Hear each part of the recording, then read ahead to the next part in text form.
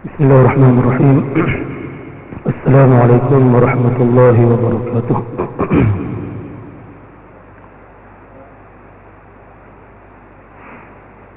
للنبي الكريم وعلى آله وأصحابه الكرام الفاتحة. أعوذ بالله من الشيطان الرجيم. بسم الله الرحمن الرحيم. الحمد لله رب العالمين الرحمن الرحيم مالك يوم الدين إياك نعبد وإياك نستعين اهدنا الصراط المستقيم صراط الذين أنعمت عليهم غير المغضوب عليهم ولا الضالين.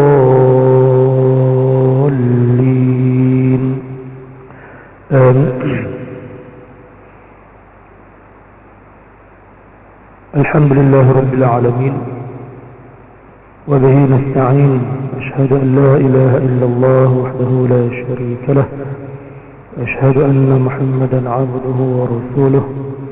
ونصلي ونسلم على هذا النبي الكريم سيد المرسلين وعلى آله وصحبه أجمعين. قال رب اشرح لي صدري ويسر لي أمري واحلل عقدة من لساني يفقه قولي. أما بعد. Yang dihormati yang berusaha Tuan Nazir Masjid Al-Hidayah di Sukul Fil, Tuan-tuan Imam, Tuan-tuan Bilal, Tuan-tuan Siak, ahli-ahli jawatan kuasa Masjid Al-Hidayah,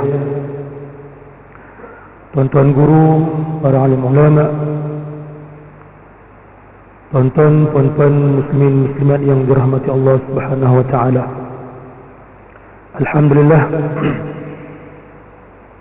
kita rasa bersyukur kepada Allah Subhanahu wa taala kerana pada hari ini kita masih lagi diberi kesempatan untuk menghirup udara, oksigen. Maksudnya kita masih lagi hidup di muka bumi Allah Subhanahu wa taala ini untuk kita meneruskan tugas kita sebagai hamba-Nya, yang mana kadang-kadang kita terlupa tugas kita apa.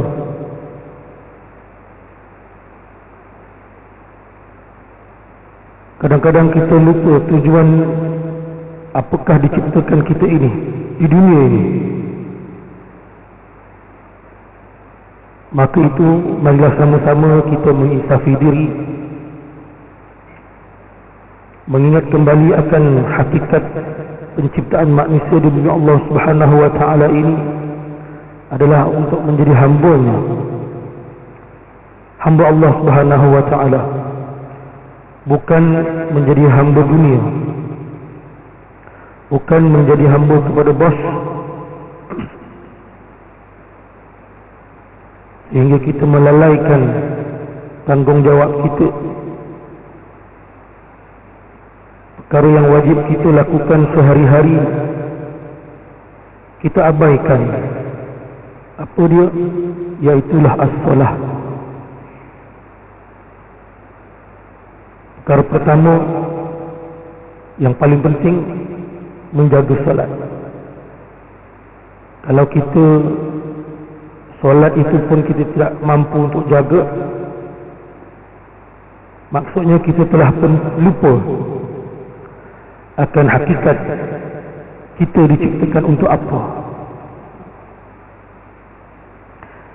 Muslimin muslimat yang dirahmati Allah Subhanahu wa taala, mengisi ruang kuliah subuh pada pagi ini saya sudah membelik-belik kitab, banyak kitab. Tapi tak apalah, kita ambil buku yang kecil ini lah, senang. Ambil buku kecil pun cukup lah, sekadar peringatan buat kita bersama. Kalaupun pernah kita mengetahui hal itu sebelum ini, tetapi biasalah manusia itu sifat dia adalah nisyan, lupa. Tetapi tuan-tuan dan puan-puan, lupa pun sebagai satu nikmat hidup kita. Lupa itu satu nikmat. Macam mana dikatakan lupa itu sebagai nikmat? Kalau kita terlalu ingat, kalau kita sentiasa ingat, contohnya saya beri, seorang suami kematian isteri, hari-hari dia ingat, kan? Hari-hari dia ingat, tak pernah lupa, sampai matanya apa, buta matanya. Macam biasa tengok kan kes tu, dia ada kes tu zaman dulu, asyik ingat dia isteri dia mati, sebab dia tak lupa. Jadi dia menangis sampai matanya rosak je, buta pula. Waktu itulah dia jumpa Abang Ali yang mana faham-faham lah ya. Jadi bila kita lupa, kita hilang kesedihan itu. Maka bila hilang kesedihan kan satu nikmat juga. Tetapi sedih pun nikmat juga. Masya Allah ya. Semua perkara yang berlaku dalam kehidupan kita pun nikmat. Baik ke buruk ke, dia mesti ada implikasi dalam kehidupan kita. Kalau kita menangis kerana menginsafi diri, bukankah itu satu perkara yang baik untuk kita? Ada orang menangis kegembiraan, macam-macam lagi lah. Menangis itu, dalam bab cerita menangis pun kita boleh jadikan kuliah juga. Tetapi ada satu peringatan, jangan kita berbuat-buat nangis. Jangan buat-buat nangis. Contoh berlakon dan sebagainya lah. Berlakon buat nangis lah. Contoh. Muslimin muslimat yang dirahmati Allah, kita melihat kepada bab 4 dalam buku Amalan Kecil Berpahala Besar. Hadis yang direkodkan oleh Imam Al-Bukhari dan Muslim. Janganlah kamu memandang rendah akan satu-satu kebaikan. Jadi amalan yang kita nak tengok ni pun dah biasa kita buat. Apa dia tajuk dia? Amalan kecil berpahala besar dalam membaca Al-Quran. Dulu dah pernah baca ni, tapi tak apalah, kita baca lagi. Kerana dulu itu tidak habis lagi. Banyak betul lah yang kita sampaikan tak habis kan? Jadi kita tengoklah satu-satu sampai habis. Boleh je? Boleh ya? Pukul berapa nak habis ya? Kita ada masa berapa lama ni? 7.10. Baik, bismillah. Muslimin muslimat yang dirahmati Allah, Al-Quran semua orang tahu. Al-Quran itu apa? Semua orang kenal Al-Quran, tetapi tidak semua orang mampu membacanya. Maksud saya apa? Maksud saya ialah mampu untuk mengambil buku dan baca. Dia tak mampu. Al-Quran itu hanya menjadi hiasan. Sebab berapa banyak Al-Quran yang ada dalam masjid ni yang kita pegang, semua dah pegang, semua dah diambil ni. Ada rekod lah, puan-puan ada rekod lah. Jangan jadi hiasan ni. Kita jemaah ramai ni, tapi habis tak Quran di atas? Maksudnya kita ambil, kita pegang. Adakah Quran tu kita pandang sepi je? Itu maksud saya kata mampu ni. Dia tak mampu, dia mampu tengok ni. Bab baca tu lain. Bab baca tu lain. Lama saya sebut dulu bahawa Kementerian Pendidikan Malaysia di bawah bahagian pendidikan Islam menjadikan bacaan Al-Quran itu sebagai KPI setiap tahun. Setiap tahun ada waktu untuk pembentangan data di peringkat negeri dan juga di peringkat kementerian sendiri. Kalau di peringkat daerah ni memang ada lah, sebab tu baru ini SKDA buat program sini. Apa tujuan? Nak menghatamkan anak-anak kita ni seawal umur 6 tahun. Sorry, darjah 6, bukan 6 tahun. Tahun 6. Siapa yang dapat khatam 6 tahun, Masya Allah. Dia ada pembentangan itu yang mana kalau tak capai maka menjawab. Tapi ala kulli hal juga data-data itu diambil daripada grassroots, daripada bawah, daripada sekolah lagi. Dan sepatutnya lah dia bukan hanya tertumpu kepada sekolah saja.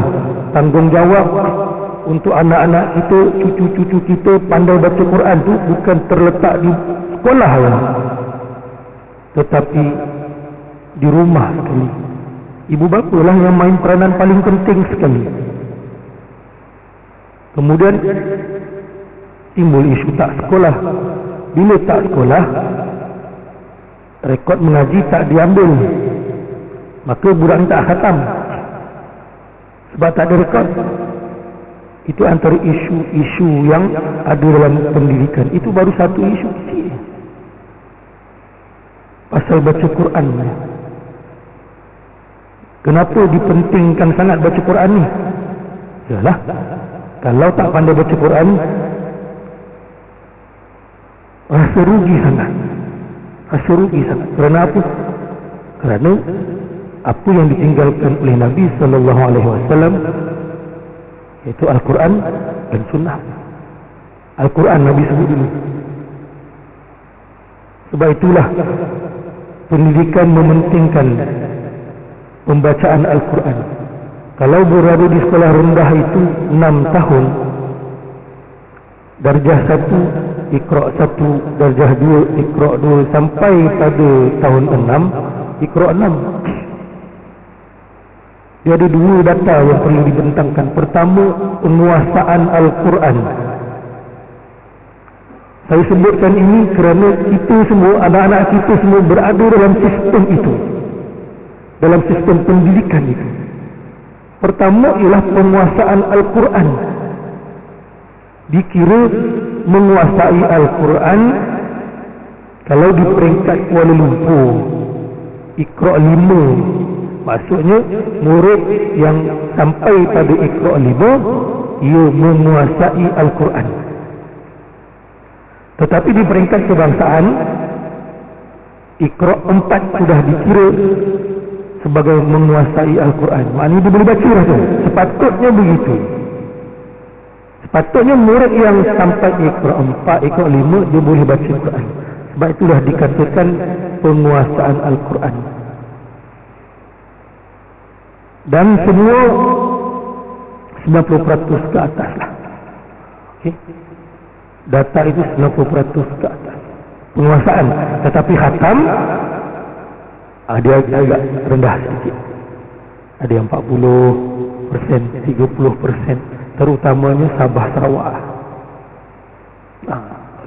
Kerana di sana wallahu ta'ala alam, mungkin ada tuan-tuan dan puan-puan yang berasal daripada negeri Sabah Sarawak ataupun pernah posting kat sana, bekerja di sana, memahami situasi di sana. Saya tak pernah pergi. Saya cuma baca laporan saja.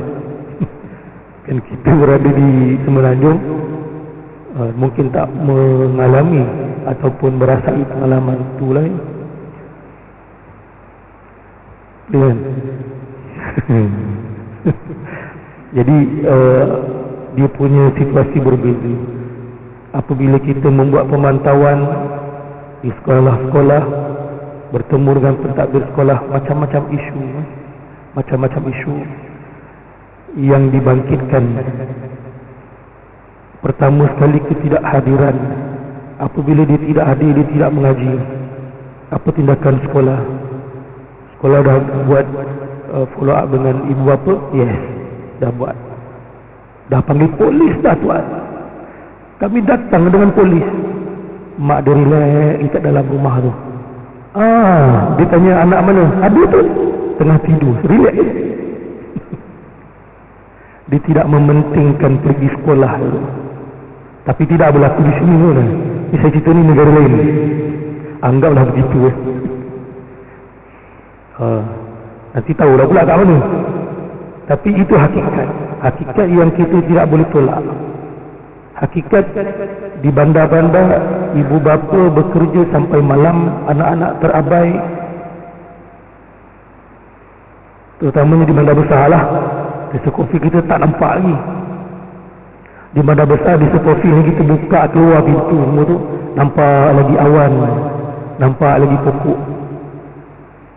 Di bandar-bandar kita keluar, semua bangunan tinggi-tinggi semua, mengelilingi rumah kita. Masuk sekolah, tengok dekat balkon sekolah, semua bangunan tinggi-tinggi. Itu belum lagi isu murid-murid yang bergaduh dan sebagainya, disiplin lagi. Masya Allah, itu pendidikan. Yang mana pendidikan tu saya sebut lagi sekali, sangat penting bermula dari rumah. Tengok anak-anak kita, kawan siapa terlalu main gadget ke, mengaji ni ke mana? Mengajilah paling penting sekali. Sebab kita nak tanamkan dalam hati anak-anak kita itu ada satu pengisian Quran. Al-Quran nur. Mudah-mudahan bila dia masuk dalam jiwa anak kita, dia menjadi cahaya, jadi pemangkin kepada anasir-anasir pada benda-benda yang buruk. Kalau satu kuliah daripada Profesor Madya Dr. Faisal Abdul Hamid disebutkan bahawa kita baik ini bukan sebab kita baik sangat pun. Kita tak buat jahat bukan sebab kita baik, tetapi sebab apa? Sebab Allah Subhanahu Wa Taala yang menghalang kita daripada buat benda-benda yang tak baik itu. Kalau dulu-dulu kita tidak terdedah dengan idea-idea untuk membuat kerosakan, kerosakan itu membuat perkara-perkara yang tak baik, tetapi sekarang ini zaman yang penuh mencabar ini, banyak sangat ilmu-ilmu, dia kata begitulah, bukanlah ilmu, tetapi cara-cara, idea-idea untuk kita buat tak baik diajarkan di, contohnya CSI California tu, CSI New York tu. Dia buat itu bagaimana bunuh orang, contohnya tanpa dikesan polis, diajar mudah-mudahan film. Jadi kita melihat itu terpengaruh. Contoh, jadi siapa yang menghalangi kita daripada berbuat perkara tidak baik? Allah Subhanahu Wa Taala. Bagaimana kita nak mendapatkan pertolongan Allah Subhanahu Wa Taala? Adalah pengisian kita, pengisian dalaman kita. Yang paling mudahnya ialah, kalau bukan menjaga solat tadi, ada amalan sampingan yang berpahala besar. Pertama, baca Quran. Sebab itu daripada kecil, anak-anak kita itu, peringkat umur anak kita itu, kita dah pasak dia dengan Al-Quran. Sebab itu zaman dulu ni bukan ni serius ni. Zaman dulu ibu bapa kita kalau mendodaikan anak tu, dizikir subhanallah walhamdulillah wa la ilaha illallah Allahu akbar. Sebab dia masuk dalam anak kita, anak dia yang tengah baby, masuk, disimpan, baru dia ada pertahanan ni. Yang sekarang lain. Sekarang lagu apa ya? Ada popular satu lagu, saya pun tak ingatlah lagu ni. Dodoi tu. Subhanallah, itu pula dia ajar Jadi daripada awal tu dia dah pasak benda lain. Dia dah pasak benda lain. Pasak dengan muzik. Dengan muzik. Salah tak muzik tu? Tak salah. Muzik tak salah. Dan kita memang suka dengan muzik tu. Sebab tu budak-budak kalau dia pasang muzik, dia automatik akan bergoyang badan automatik. Kita pun kadang-kadang kalau tak terkawal, dia jadi macam tu. Jadi macam satu orang zaman dulu juga. Dia kata nak pergi mesyuarat masjid. Rupanya kawan dia ada tunggu kat jalan, pakai baju lain, pergi clubbing. Isteri pun dapat tahu.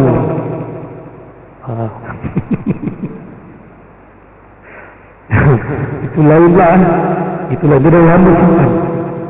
Di luar dikenali sebagai haji apa semua. Rupanya dia di sisi gelap. Itu selingan saya. Tidak ada kena-mengena dengan hidup mati. Walaupun di zaman dulu lah. Muslimin muslimat yang dirahmati Allah Subhanahu wa taala. Maka sebab itu sebaik-baik bacaan adalah Al-Quran. Kalau kita sebut Al-Quran, kalau di satu negara disebut Quran. Jadi Quran tu bukan Quran. Quran tu apa? Paper. Newspaper. Kita kan di sekolah film. Jadi tak sebut surat khabar. Kita sebut newspaper. Itu bahasa kita. Itulah. Masya Allah. Baik. Kenapa adalah sebaik-baik bacaan itu adalah Al-Quran?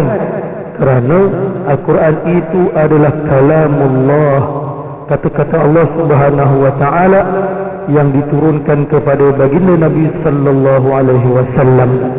Kita telah pun masuk bulan Rajab. Kita patutnya dah melatih diri kita. Dia ada jadikan rutin. Dia ada jadual tertentu untuk bacaan Al-Quran. Kalau penghafaz Al-Quran, sewaktu belajar, ini pesan seorang guru, waktu belajar ni kamu mestilah menggunakan masa yang ada ini, semasa belajar ini untuk mengulang sebanyak mana Al-Quran. Memang boleh buat. Ada yang boleh buat 9 juzuk satu hari, 10 juzuk satu hari, menjadikan maintain 3 hari khatam. Ada yang seminggu sekali khatam. Waktu belajar tak ada apa benda buat. Kemudian pesan guru lagi, kalau kamu sudah bekerja, masuk dalam alam pekerjaan, maka sukar lagi masa kamu untuk membaca Al-Quran. Dah sibuk dengan Quran tadi. Itu saya kata hamba dunia awal-awal tadi.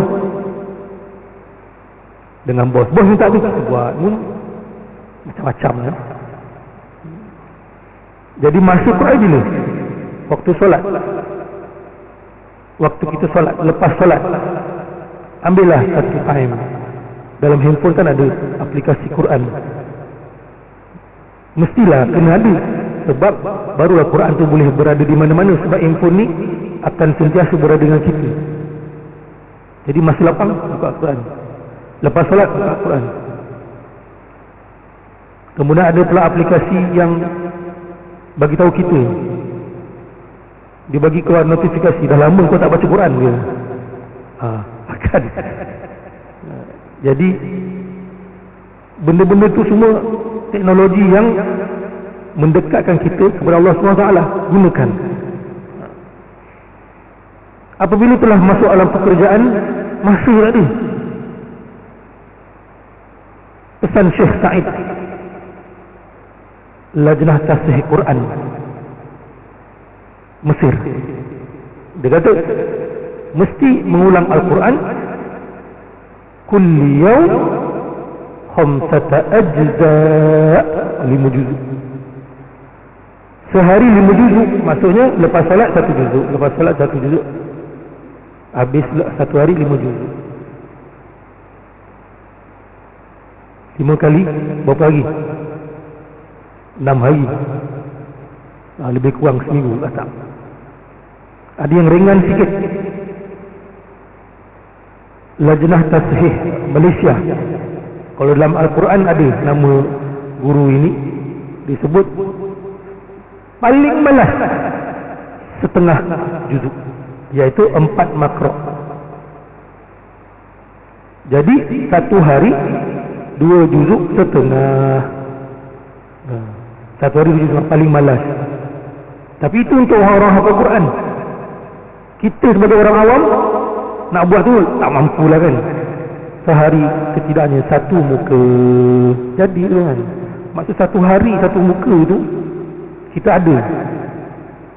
Contohnya waktu maghrib, lepas solat maghrib 1 muka je, selesai.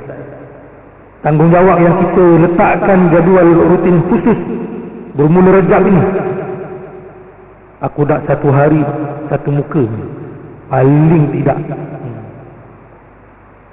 Kalau hari-hari, kalau selain daripada waktu maghrib, mungkin kita buka aplikasi tengok 1 ayat, baca terjemahan. Okay, cukup. Wallahu yahdi man yasha'u ila siratim mustaqim. Allah bagi hidayah pada siapa-siapa menuju jalan yang lurus. Wallahu yarzuqu man yasha'u bighairi hisab. Allah memberi rezeki pada siapa-siapa yang dikehendaki Allah tanpa hisab. 2 ayat tadi dalam solat subuh tadi yang saya lupa tadi. Mohon bantuan belakang, tak sampai bantuan tu kan. Ada 2. Satu Yahdi, yang first adalah yarzuqu, rezeki.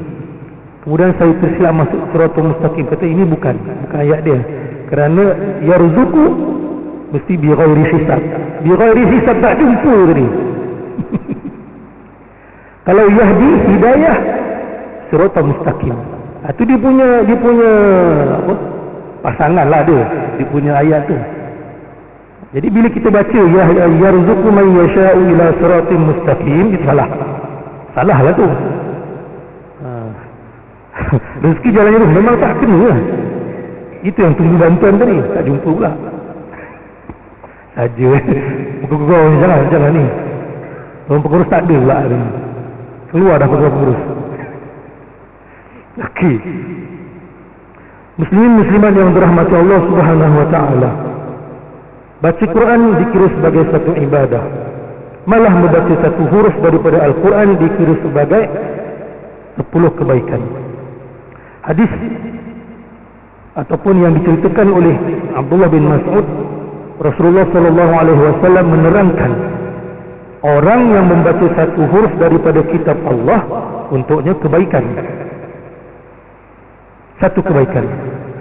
Setiap kebaikan dilipat ganda menjadi 10 kali ganda.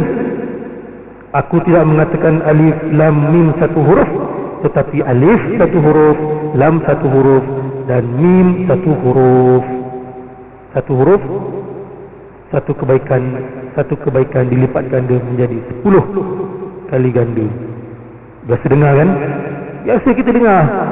Kadang-kadang ada yang dah hafal dah hadis ni, tapi aplikasi kurang sikit. Baca ayat-ayat Al-Quran ni ringan saja.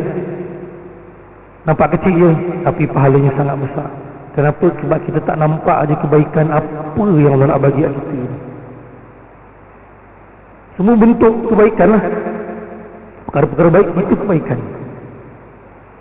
Jalan lurus menuju ke tempat kerja dan sebagainya, selamat tanpa apa-apa perkara yang tidak diingini berlaku, kebaikan.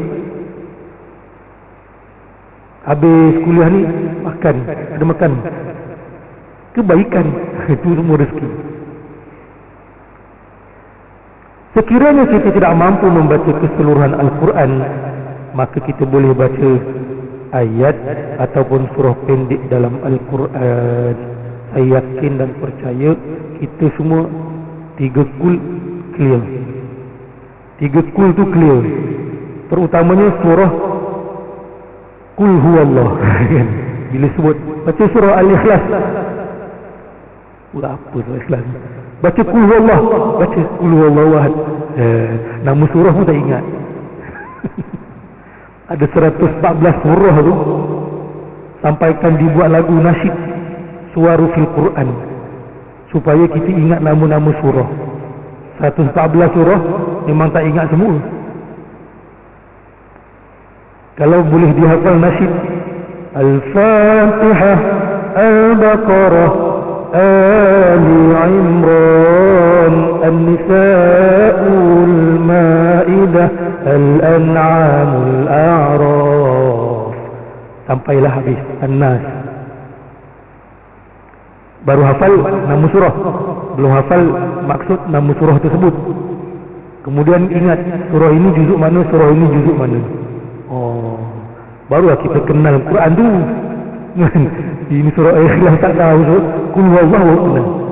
Paling dahsyat ialah diceritakan oleh seorang juru nikah. Semasa nak menikahkan, Jasi banyak pengalaman rasa. Disuruhlah calon pengantin lelaki itu baca suratul Fatihah. Ya, tak hafal.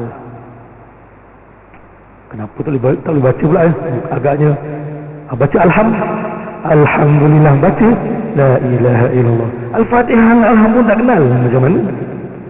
Macam mana dia nak jadi pemimpin dalam rumah dia? Kau nak orang ni, kita buat bapak kan, nak bagi anak kat orang, biar betul tak bagi macam tu. Kena test dulu. Siapa ada kuliah itu, dia kata nak test menantu, dia akan tanya menantu dia solat ke tidak dulu. Saya tak ingat siapa. Bila solat, okey, clear perkara pertama, solat dulu. Kemudian disusuli dengan perkara lain lah, baca Quran dan sebagainya. Kalau tuan-tuan dalam bidang pendidikan, dia ada data. Tengok data tahun bila, lahir tahun bila. Okey, tahun 6 ni sekian tahun 2000 itu tahun 6. Cek data. Data tu masih tersimpan ni. Katam ke tidak katam ya, boleh cek. Kalau nak data tu boleh jumpa saya. Okey. Tapi data saya data KL ni, Selangor saya tak bukan data. Data Selangor ni banyak sangat. Ada beberapa daerah ni. KL tak ada, cuma ada 3 PPD. Keramat, Sentul. Satu lagi Bangsa dan Kudu digabungkan.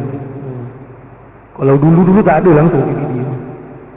Satu je KL, kecil je. Tapi tak pernah habis sekolah ni. Orang kata KL kecil, tak pernah habis, pusing. Setahun tak pernah habis. Sekolah menengah ada 96 yang perlu saya tengok. 96 tahun mana mau. Tak ada mau je. Nak pergi setahun, kena setidaknya setahun 10 kali je. 10 kali, kalau 96 berapa tahun nak habis. Jadi kita tak mampu buat seorang.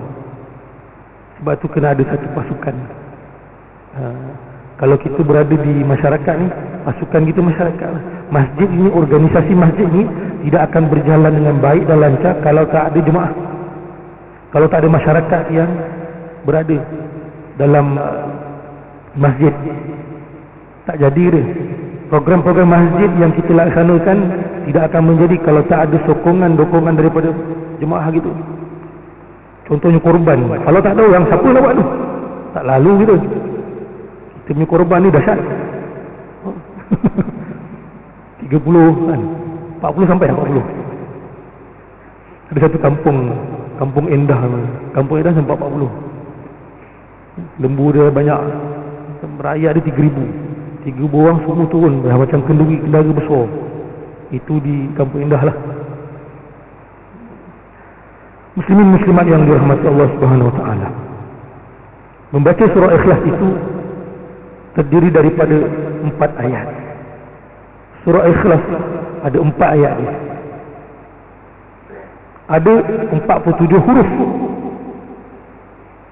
Walaupun sikit 47 huruf tu, kalau satu huruf tu 10 kebaikan, kalau 47 tu berapa ganda?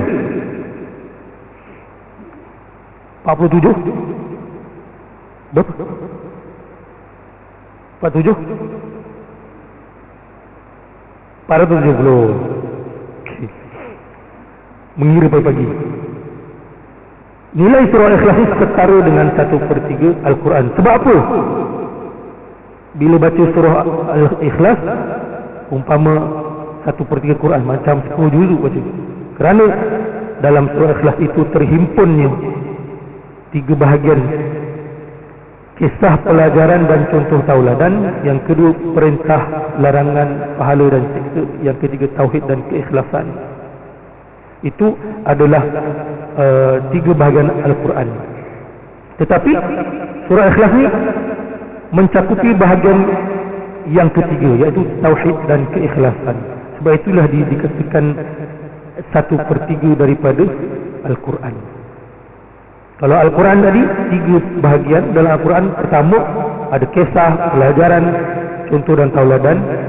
Bahagian kedua ialah perintah, larangan, pahala dan siksa. Dan bahagian ketiga tauhid dan keikhlasan.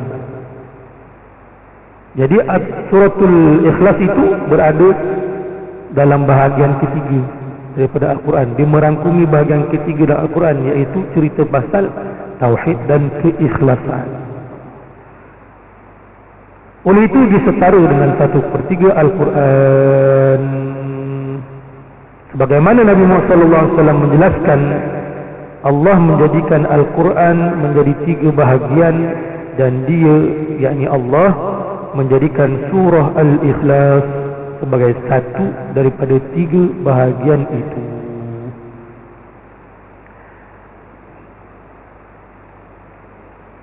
Dalam hadis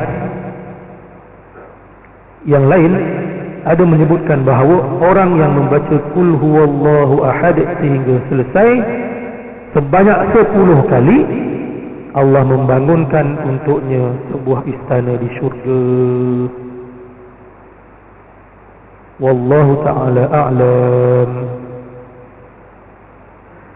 Muslimin muslimat yang dirahmati Allah, saya kira cukuplah sekadar itu tazkirah subuh kita pada pagi ini, iaitu berbicarakan tentang kelebihan membaca Al-Quran, yang mana Al-Quran ini tidak boleh tidak satu hari kita mesti baca dia. Orang yang selalu melazimi bacaan Al-Quran, apabila satu hari ataupun dalam hari itu dia tidak ataupun belum lagi membaca Al-Quran, dia akan merasakan satu ketidaksenangan dalam hati dia. Tak senang dulu, apa aku tak buat lagi, apa aku tak buat lagi. Rupanya dia belum baca Al-Quran. Bila dia mengambil Quran, dia baca Quran satu muka, menjadi satu kelegaan dalam hatinya. Itulah baru dikatakan sahabat dengan Al-Quran. Mudah-mudahan kita semua ni bersahabat dengan Al-Quran. Kita surah Al-Mulk, insya-Allah mudah-mudahan tidak tinggal setiap malam. Kalaupun imam ditangguh, kita baca sendirilah. Kadang-kadang tangguh juga, dia baca sendiri, sebab jadikan dia sebagai rutin. Itulah yang menjadi peneman kita di alam satu lagi, yang mana kita tak tahu bila, tuan-tuan dan puan, tak tahu bila. Mudah-mudahan kita semua terlindung daripada azab kubur, terlindung daripada azab api neraka. Na'udzubillahi min dzalik. Allahumma amin. Saya sudahi dengan tasbih kafarah suratul Asr. Subhanakallahumma bihamdika asyhadu an la ilaha illa anta astaghfiruka wa atubu ilaik. Bismillahirrahmanirrahim. Wal 'asri innal insana lafi khusr illa alladhina amanu wa 'amilus solihat wa tawasaw bil haqqi wa tawasaw bis sabr. Shadaqallahul azim. Yang baik itu semua daripada Allah Subhanahu wa taala, yang lemah dan banyak kekurangan itu daripada diri saya sendiri. Saya mohon ampun kepada Allah SWT. Saya mohon maaf daripada tuan-tuan dan puan. Hingga bertemu lagi pada sesi akan datang untuk menggantikan kuliah yang tak datang. Assalamualaikum warahmatullahi wabarakatuh.